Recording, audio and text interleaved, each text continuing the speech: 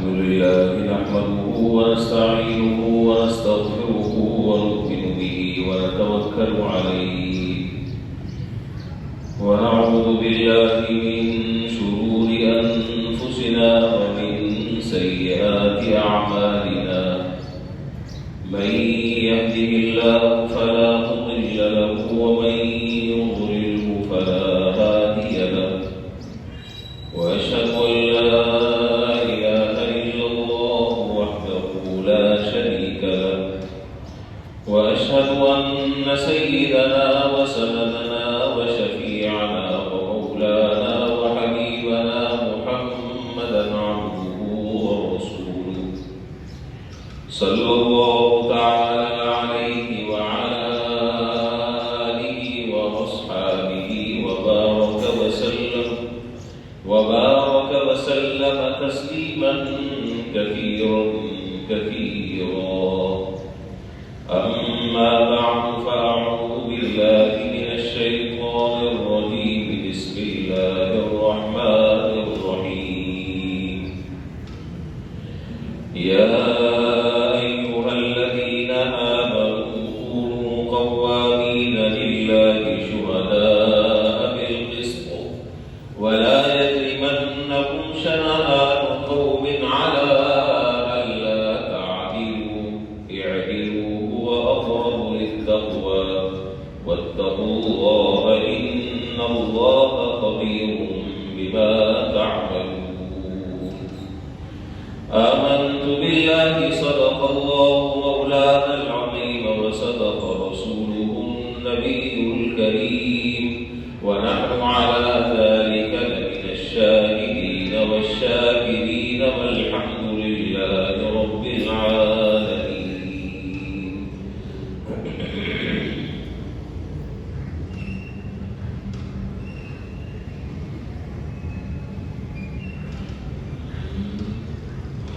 بزرگان محترم و برادران عزیز،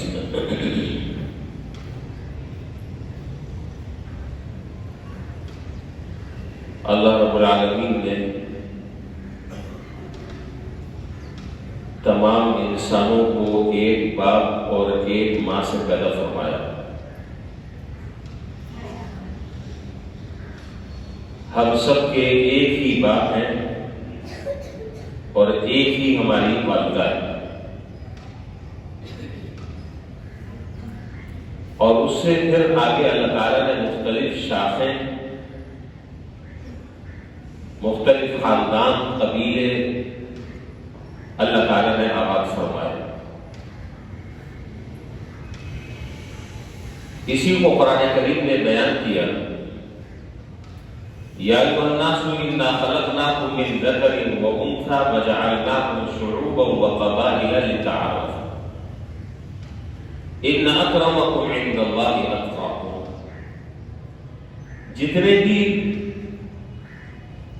بسنے والے انسان ہیں وہ سب آپس میں ایک ہیں، ان میں کوئی فرق نہیں. نہ کسی کو کسی پر کوئی برتری حاصل ہے، کوئی فوقیت حاصل ہے. وہ کالا ہو، گورا ہو، موٹا ہو، پتلا ہو، اردو بولنے والا ہو، پشتو بولنے والا ہو، انگریزی بولنے والا ہو، فرانسیسی زبان بولنے والا ہو، کسی کو کسی پر کوئی حق جتلانے کا کوئی رائٹ نہیں پہنچتا، کوئی حق نہیں پہنچتا. اور اللہ رب العالمین کی نظر میں اگر کوئی آدمی قابل ترجیح ہے دوسرے کے مقابلے میں، اور دوسرے کے مقابلے میں زیادہ باعث فضیلت اور اہمیت کا اگر حامل ہے تو وہ تقویٰ ہے، وہ دینداری ہے، وہ تدین ہے. جو آدمی دینداری میں، تقوی میں، اعمال میں جتنا زیادہ دوسرے سے سبقت کر لے گا وہ اللہ تعالیٰ کے نزدیک اتنا ہی زیادہ بہتر ہے. اور اگر یہ تقویٰ نہ ہو تو سب برابر ہے، کسی کو کسی پر کوئی ترجیح حاصل نہیں ہے، کوئی فوقیت اور کوئی فضیلت کسی کو کسی پر نہیں. میں نے پچھلے جمعے بھی عرض کیا تھا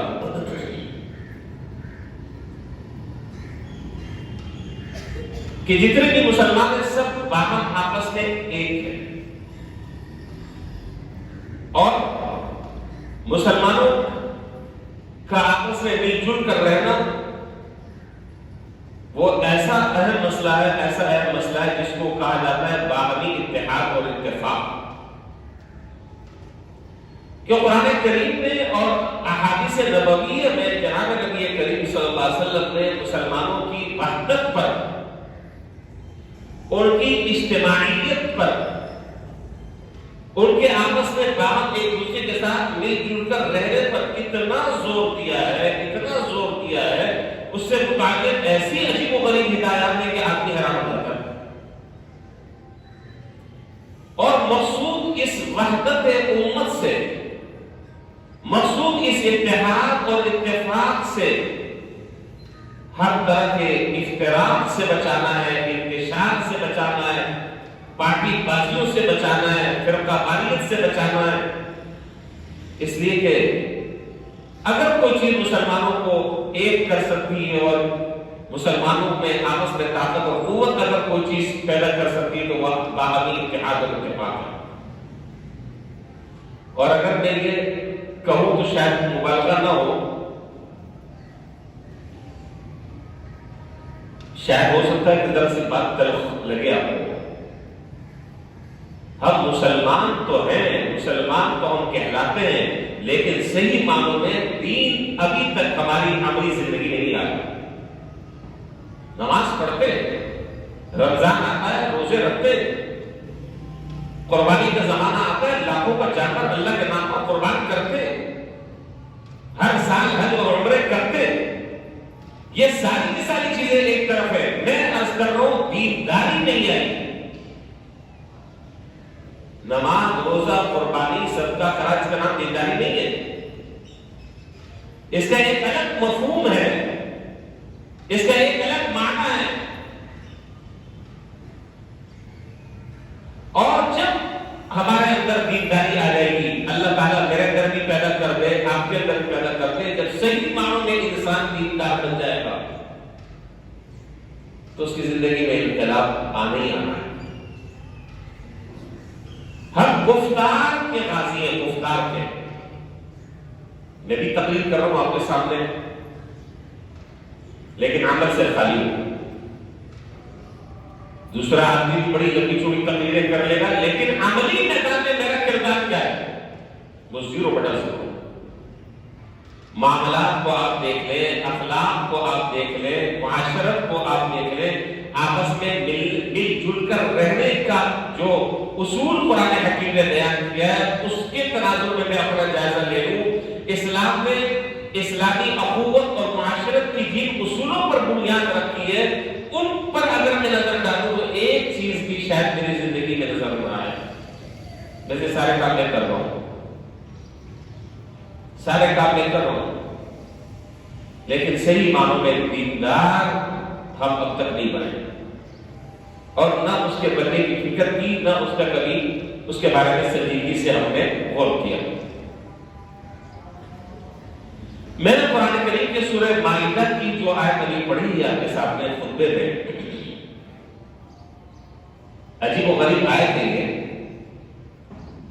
یا ایھا الذین آمنوا کونوا قوامین للہ شہداء بالقسط ولا یجرمنکم شنآن قوم علی الا تعدلوا اعدلوا هو اقرب للتقوی.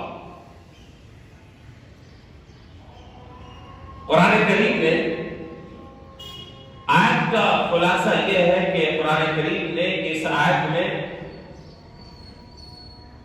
اپنے مخالفین کے ساتھ بھی عدل اور انصاف کرنے کا حکم دیا ہے. اپنے مخالفین کے ساتھ بھی عدل اور انصاف کرنے کا حکم دیا ہے. اس موقع پر بھی ہدایت دی ہے کہ نہیں، اگر حق کا راستہ اور عدل اور انصاف کا راستہ اگر تم چھوڑ دو گے اور کسی ایک طرف تم مائل ہو جاؤ گے تو تم ظالم کہلاؤ گے. تم ظالم کہلاؤ گے اگر اس راستے کو تم نے چھوڑ دیا جو شریعت نے تمہارے لیے مقرر کیا ہے. اب آج میں نے پچھلے جمعے بھی عرض کیا تھا، ہمارا بہت ساری جماعتوں کے ساتھ سیاسی اختلاف ہے. میں مذہبی اختلافات کی بات ابھی نہیں کر رہا. ابھی تو جو موسم گرم چل رہا ہے، آپ سمجھ رہے ہیں، اس وقت جو سیزن چل رہا ہے، جو گرما گرمی ہے، اللہ تعالیٰ عافیت کے ساتھ اس کو اختتام پذیر فرما دے، بغیر کسی خون خرابے کے، بغیر کسی قتل و غارت گری کے، بغیر کسی نفرت کی آگ کو ہوا دینے کے. اللہ تعالیٰ عافیت کے ساتھ، راحت اور آسانی کے ساتھ، عزت اور آبرو کی بقا کے ساتھ اس کو اپنے اختتام تک اللہ تعالیٰ پہنچا دے. اس کے بعد میں مجھے کچھ باتیں انشاءاللہ آخر میں عرض کرنی ہے. معاملہ اصل میں یہ ہے کہ مشکل یہ ہے کہ ہماری زبانیں بے نقاب ہو گئی ہیں، زبانیں ہماری کھلی ہوئی ہیں. جو منہ میں آیا ہم نے بول دیا. کسی کو چاہا زانی کہہ دیا، کسی کو چاہا فاسق کہہ دیا، کسی کو چاہا قاتل کہہ دیا، کسی کو چاہا ڈاکو کہہ دیا. کسی کے بارے میں وجہ کیا ہے؟ وجہ نہ تحقیق ہے اور نہ وجہ اس کے معاملات کا پرکھنا ہے. بس سارے ہمارے الزامات کا وہ مستحق اس وجہ سے کہ وہ میرا مخالف ہے. منہ میں آیا، زبان میں آیا، ہم نے کہہ دیا کہ اسے تو کروڑوں کا کی کرپشن کی ہے، اس نے تو لاکھوں کی کرپشن کی ہے، اس نے تو اتنا دبا لیا، اتنا کھا لیا، یہ کر لیا. میں نے پچھلے جمعے بھی میں نے عرض کیا تھا کہ یاد رکھیں، ان السمع والبصر والفؤاد كل اولئک کان عنہ مسئولا. ہم اللہ تبارک و تعالیٰ کے ہاں ہر چیز کے قیامت کے دن جواب دہ ہیں. آج میں اگر اپنے کسی سیاسی مخالف کے بارے میں اگر کسی رائے کا اظہار کر رہا ہوں اور غلط بات اس کی طرف منسوخ کر رہا ہوں تو کل اللہ تعالیٰ کی عدالت میں مجھے اس کو ثابت کرنا ہے. یہ زبان، یہ آنکھیں اور یہ دل کل قیامت کے دن اس سے سوال ہوگا. ایسا نہیں ہے کہ میری زبان ہے، اب میں اپنی زبان سے جس پر جو چاہوں میں فتوے لگانا شروع کر دوں، جس کو چاہوں میں اس کی کردار کشی کرنا شروع کر دوں، مجھ سے کوئی پوچھنے والا نہیں. نہیں، اللہ کی ایک عدالت ایسی لگنے والی ہے جس میں ہر انسان کو ما یلفظ من قول الا لدیہ رقیب عتید. جو تم زبان سے کہہ رہے ہو اس پر ہمارا ایک فرشتہ اور نگران مقرر ہے، وہ لکھ رہا ہے. شاید ہو سکتا ہے کہ دنیا میں تو حساب کوئی نہ لے، لیکن مرنے کے بعد تو اللہ کی عدالت میں حساب دینا ہے. اس لیے ذرا سوچ سمجھ کر ہمیں اپنی زبانوں کو استعمال کرنا چاہیے. اور ہماری بدگمانیاں، بدزبانی، گالت گلوچ، الزام تراشی، دوسرے کی کردار کشی اور تہمت، یہ جتنے میں نے آپ کو گناہ بتلائے ہیں، ان سب کے بارے میں شریعت نے ہمیں شتر بے مہار کی طرح آزاد نہیں چھوڑا ہے. جو چاہا آپ نے کہہ دیا ہے، جس پر چاہا. عجیب معاملہ ہے. دیکھیے، اعتدال ضروری ہے ہر چیز میں.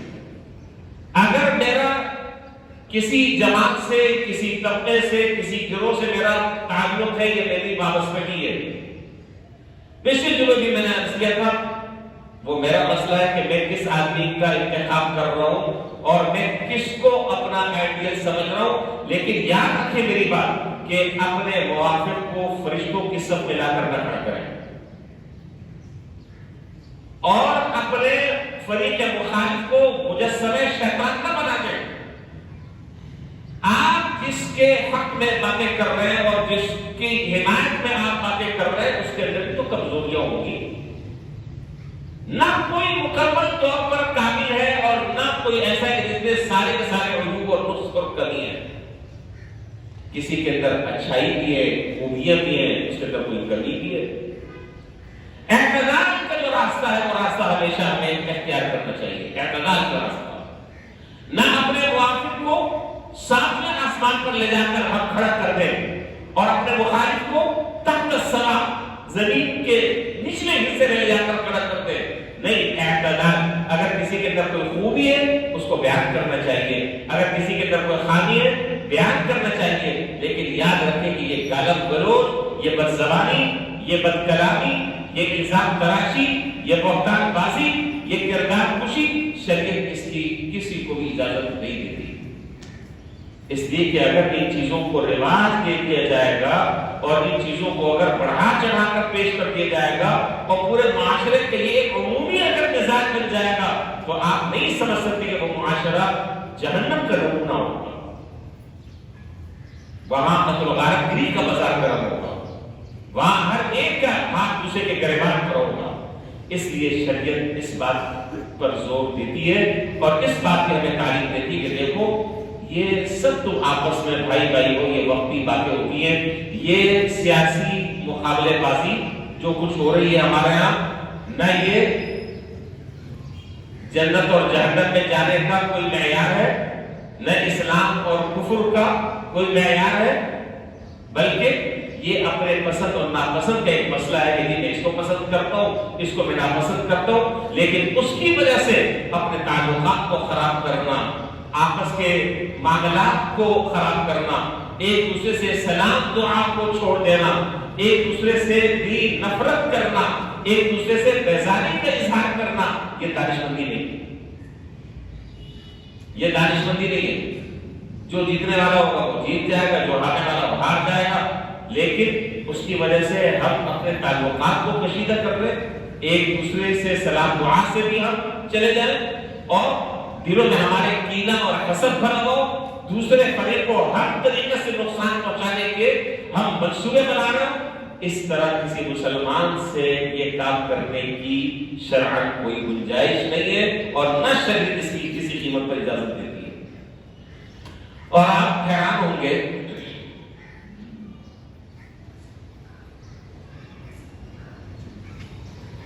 کہ شریعت نے بہت سارے معاملات میں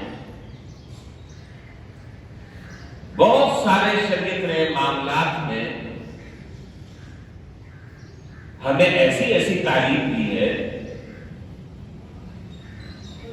جس میں ہر مرحلے پر اس بات کا خیال و لحاظ رکھا ہے. کیا؟ انتشار پیدا ہو، افتراق پیدا ہو، خلفشات پیدا ہو، انارکی نہ پھیلے، ایک دوسرے سے نفرت کا ماحول نہ بنے. میں دو مثالیں اس کی مختصر سی عرض کروں گا، وقت میں آگے مجھے ابھی باتیں بھی ایڈ کرنی ہے. ایک بات تو تفصیل سے ذکر کر دوں اور ایک بات کو صرف میں حوالہ دوں گا.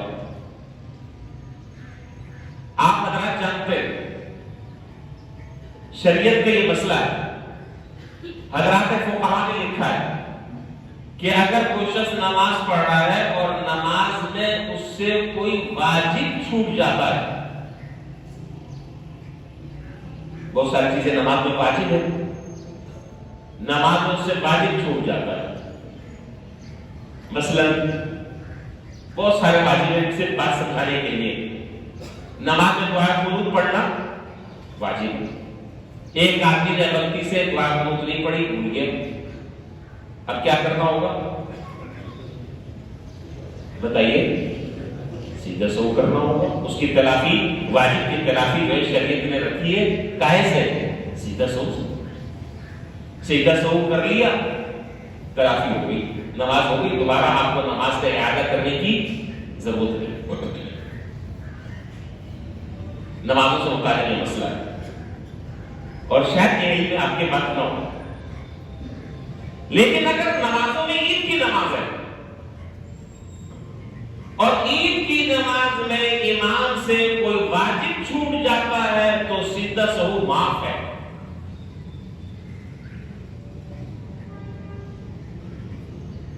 نئی بات لگ رہی ہے؟ نئی بات لگ رہی ہے؟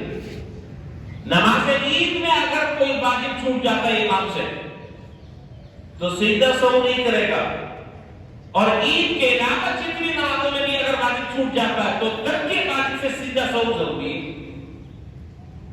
فقہاء نے اس کی علت اور وجہ بیان فرمائی. وجہ یہ بیان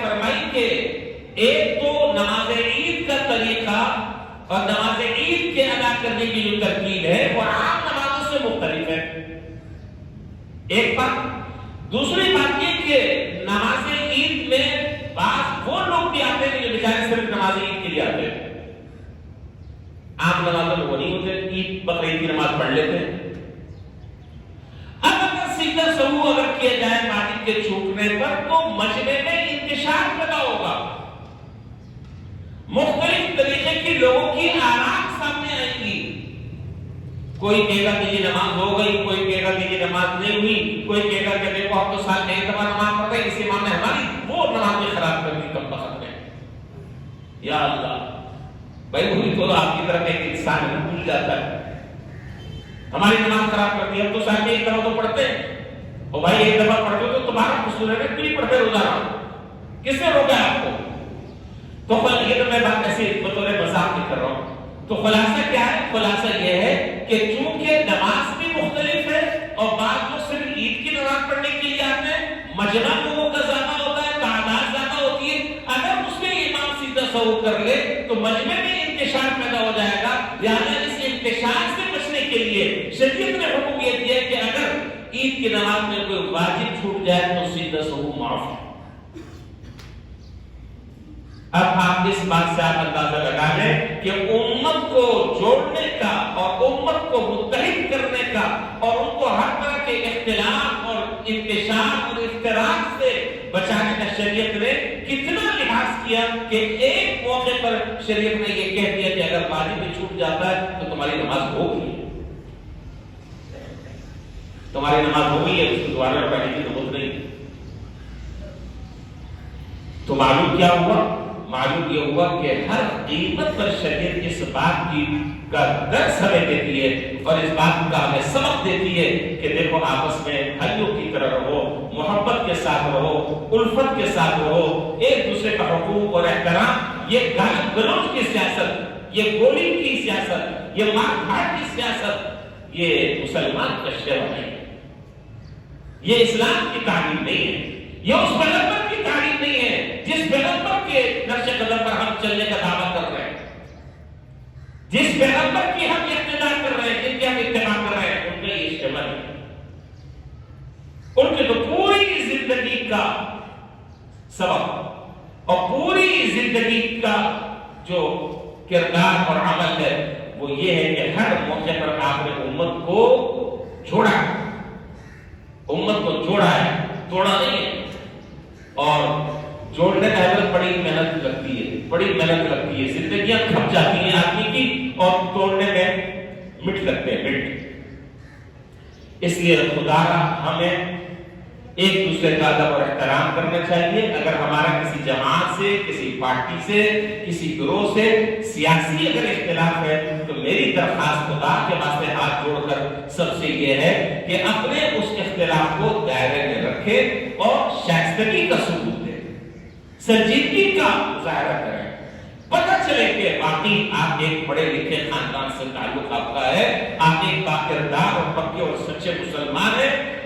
یہ نو کے مخالفت میں جب اترے تو پھر میں اب وہ لفظ نہیں کہنا چاہ رہا ہوں, مسجد ہے, آپ سمجھ گئے ہوں گے, دیش دیش دیش, بس اب آپ سمجھ گئے. تو اعتدال کا جو راستہ ہے اس کو ہاتھ سے جانے نہ دیجیے. یہ وقتی ایک ہوا ہے, ایک وبا ہے, ایک ہلڑ بازی ہے, یہ ختم ہو جائے گی.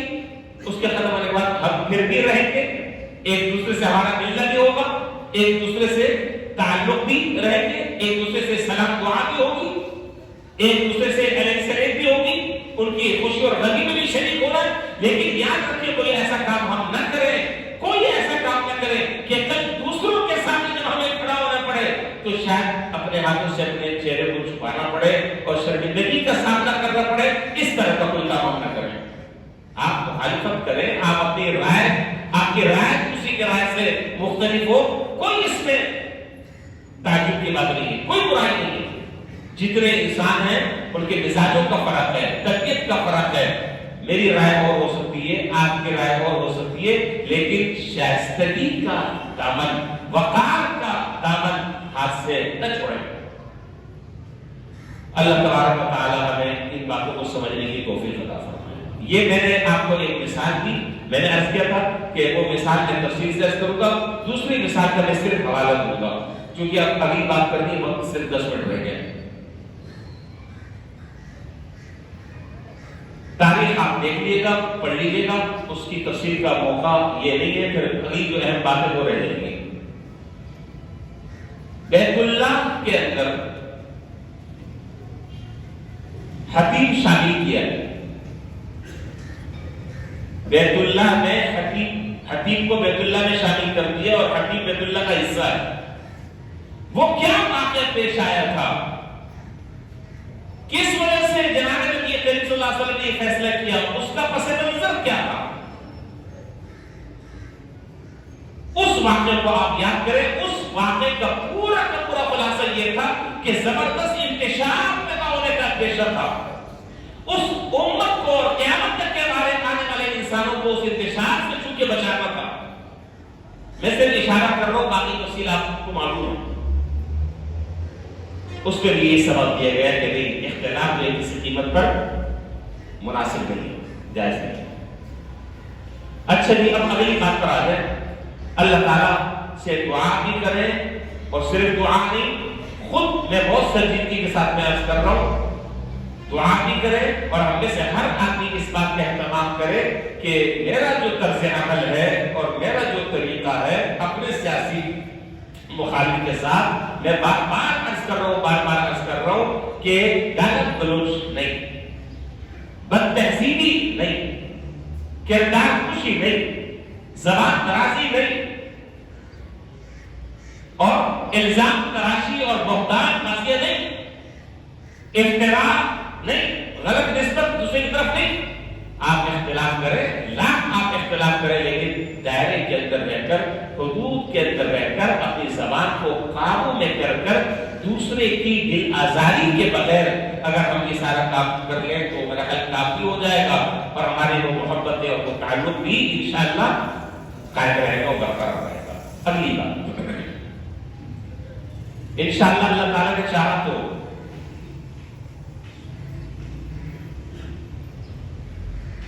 الیکشن قریب ہے اور غالباً جمعرات پڑ رہی ہے 8 تاریخ.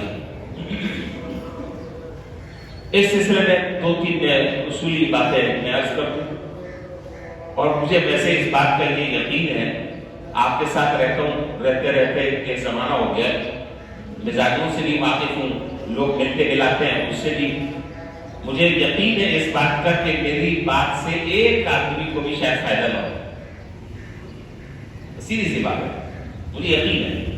لیکن میں باتیں کیوں کر رہا ہوں, تاکہ کل اللہ تعالیٰ کے یہاں میں اپنی ذمہ داری سے عہدہ برا ہو سکوں کہ میں نے یہاں اس ممبر پر بیٹھ کر جو بات سچ اور حق تھی ببات کے قول میں نے لوگوں کو وہ پیغام اور میسج میرے پہنچا دیا ہے. اب کوئی عمل کرتا ہے کر لے, اور عمل نہیں کرتا نہ کرے, اچھا اور برا میرے ساتھ ہے, آپ کا آپ کے ساتھ ہے. میں زبردستی کسی کو عمل کرنے پر مجبور نہیں کر سکتا. دیکھیں جی, مسئلہ یہ ہے, یہ ووٹ شرعاً اس کی حیثیت کیا ہے, یہ شرعاً ایک امانت اور ایک دیانت ہے. میں صرف چند پوائنٹ آپ کے سامنے ذکر کر رہا ہوں, ان چیزوں کو باقی ہر ایک کی ذیلی تفصیلات ہیں, اس کی جزیات ہیں, اس پر اس مختصر وقت میں پوری بات نہیں ہو سکے گی. اور جب ہم اگلے جمعے میں انشاءاللہ اللہ تعالیٰ نے زندگی رکھی میری اور آپ کی, اللہ ہم سب کو عافیت کے ساتھ رکھے, جب ہم اگلے جمعے میں پہنچیں گے تو الیکشن ہو چکا ہوگا اور کہانی پوری کیا ہوئی, بڑھ گئی ہوگی.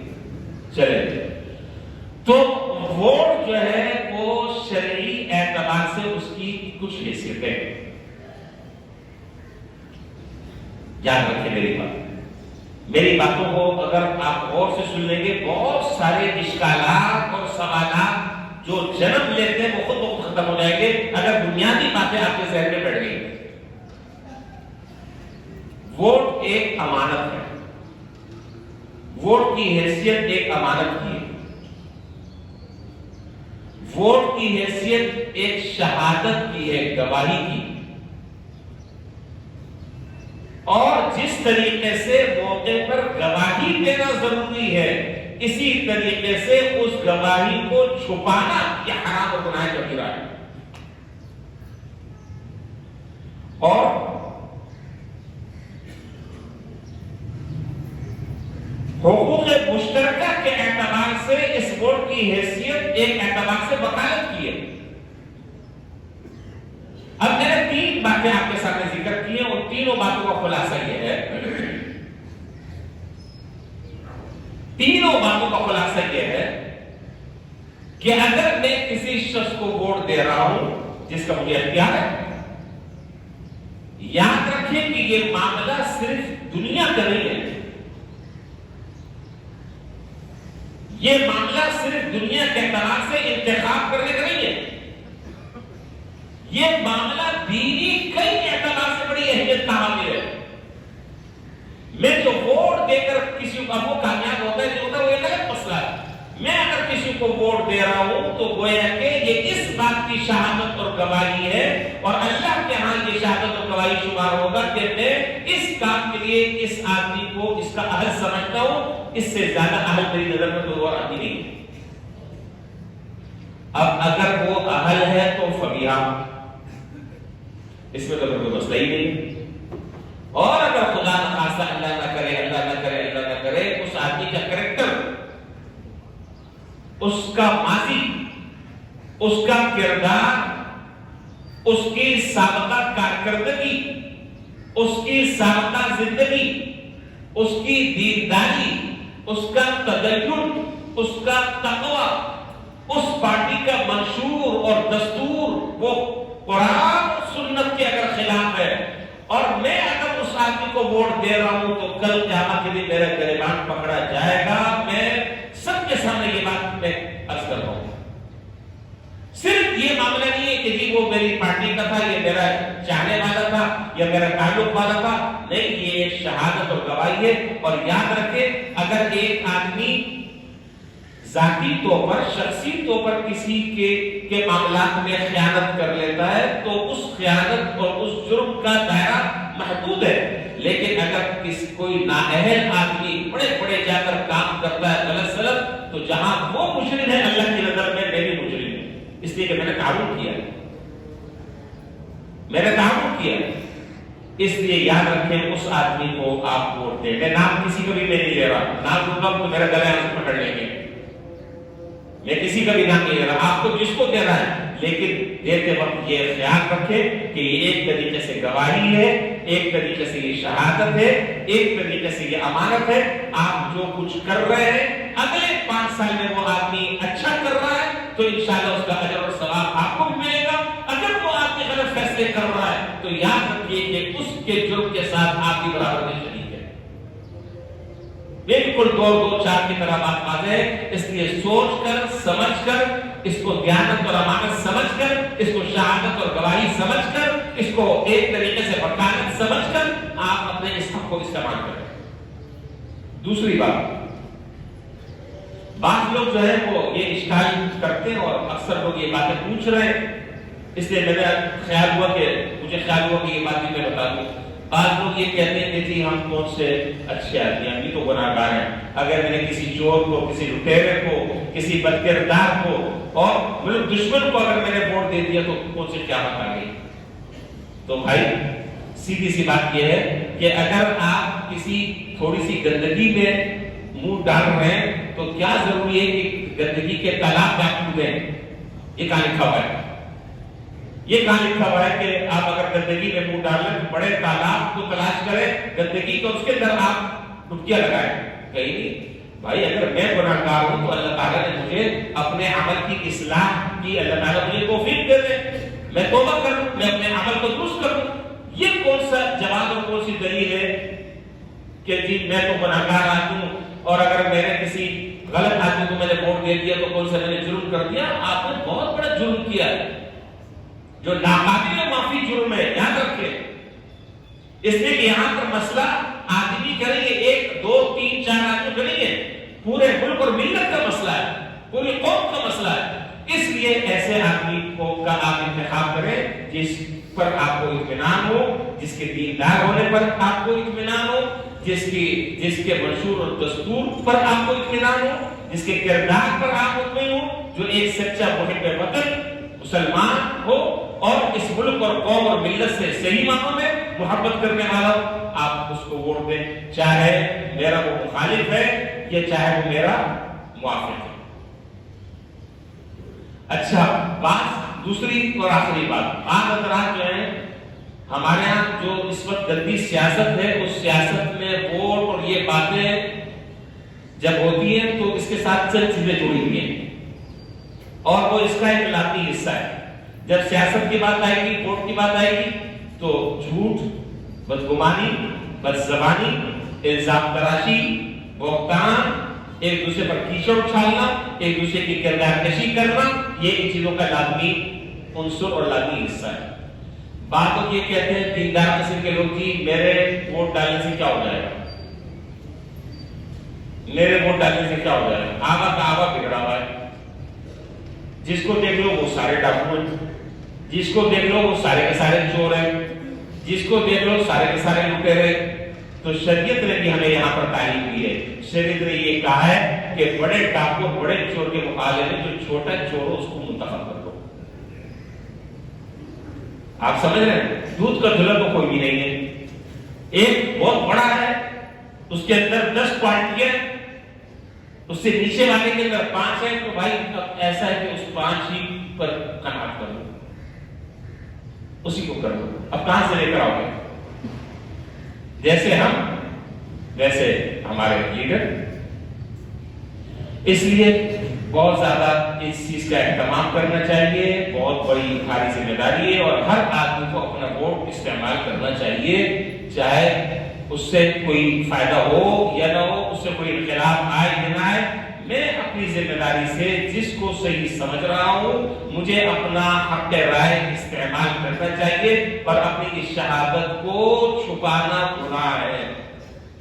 وَلَا تَكْتُمُوا الشَّهَادَةَ، قرآن کریم نے کہا ہے کہ گواہی کو مت چھپاؤ، جہاں گواہی دینے کا موقع آ جائے وہاں گواہی دے دو، فیصلہ صحیح ہوتا ہے یا غلط ہوتا ہے، کون کون اس کا ذمہ دار ہے، میں اور آپ اس کے ذمہ دار نہیں ہے۔ میری ذمہ داری اپنے اوپر جو عائد ہوتی ہے وہ یہ ہے کہ میں صحیح طریقے سے جس کو اہل سمجھوں، جس کی ایمانداری پر، جس کی دیانت پر، جس کی امانت پر، جس کے حب وطن ہونے پر مجھے اطمینان ہو، میں اپنے حق استعمال کروں۔ اور خاص طور پر اللہ تعالیٰ سے دعا بھی کرنی چاہیے، اور یہ ہفتہ ہمارے لیے بڑا اہم ہے۔ اللہ تعالیٰ ہمارے ملک کو ہر طرح کے قتل و غارت گری سے، ہر طرح کی تفرقہ بازی سے، ہر طرح کی گندی گالیوں کی سیاست سے اللہ تعالیٰ ہمارے اس ملک کو محفوظ رکھے، اور الیکشن تک کے خدا نخواستہ اللہ نہ کرے نہ کرے کوئی حالات ایسے خراب نہ ہو جائیں کہ جس سے خون ریزی اور قتل و غارت گری کا بازار گرم جائے۔ پچھلے ہفتے کچھ واقعات پیش آئے جو افسوسناک ہے۔ جتنا آپ افسوس کریں، جتنا کیا یہ مسلمان یہ کام کر سکتا ہے؟ تھوڑی تھوڑی چھوٹی چھوٹی چیزوں پر ہم دوسرے کو فائرنگ کر کر مار رہے ہیں، اگلا جان سے ہاتھ دھو بیٹھ رہا ہے، یہ کیا ہے؟ یہ اللہ تعالیٰ ہمارے ملک کی حفاظت فرمائے، جتنے بھی لوگ کھڑے ہو رہے ہیں اللہ سب کی حفاظت فرمائے، اور خیر و عافیت کے ساتھ، خوش اسلوبی کے ساتھ، عافیت کے ساتھ، سلامتی کے ساتھ اللہ تعالیٰ یہ مرحلہ پار کروا دے، اور اللہ کرے کہ بہتر لوگ منتخب ہوں جو ملک کے لیے، عوام کے لیے، قوم کے لیے ایک ایماندار ہوں، اور ملک کی اور قوم کی، ہم لوگوں کی صحیح معنوں میں وہ خدمت کرنے کا جذبہ رکھتے ہوں۔ اللہ تعالیٰ ایسے نیک لوگوں کو کامیاب فرمائے، ایسے نیک لوگوں کے لیے ہماری ہر وقت دعائیں انشاءاللہ ان کے ساتھ ہیں انشاءاللہ۔ جو ملک کا وفادار ہو، محب وطن ہو، قوم کی حقیقی معنوں میں خدمت کرنا چاہتا ہو، لوٹ کھسوٹ کرنے کے لیے وہ نہ آیا۔ اللہ تعالیٰ صحیح آدمی منتخب فرمائے جس سے ہمارے ملک کی کایا اور تقدیر اللہ تعالیٰ پلٹنے۔ اللہ کے لیے کیا مشکل ہے؟ وما ذلک علی اللہ بعزیز، اللہ کے لیے کوئی مشکل نہیں، اللہ کسی کو بھی کھڑا کر دے۔